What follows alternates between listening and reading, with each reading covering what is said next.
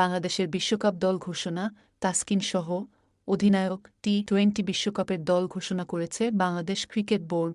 মিরপুর শেরেবাংলা স্টেডিয়ামে প্রধান নির্বাচক গাজী আশরাফ হোসেনের নির্বাচক কমিটির ঘোষণা করা দলে কোনো চমক নেই।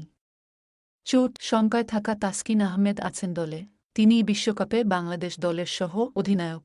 অধিনায়ক যথারীতি নাজমুল হোসেন। 15 সদস্যের দলে নেই পেস বোলিং অলরাউন্ডার সাইফুদ্দিন।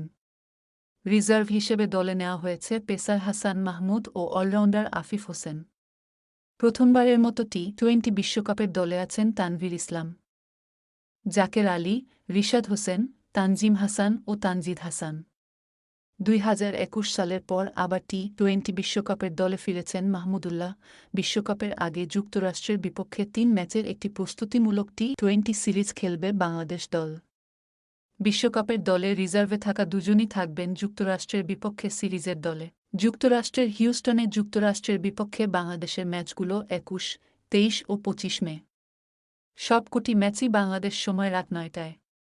টি-20 বিশ্বকাপের বাংলাদেশ দল নাজমুল হোসেন অধিনায়ক, তাসকিন আহমেদ সহ অধিনায়ক লিটন দাস, সৌম্য সরকার, তানজিদ হাসান, সাকিব আল হাসান, তাওহিদ হৃদয়, মাহমুদুল্লাহ রিয়াদ, জাকের আলী, তানভীর ইসলাম, মেহেদী হাসান, রিশাদ হোসেন, মোস্তাফিজুর রহমান, শরীফুল ইসলাম, তানজিম হাসান, রিজার্ভ হাসান মাহমুদ, আফিফ হোসেন।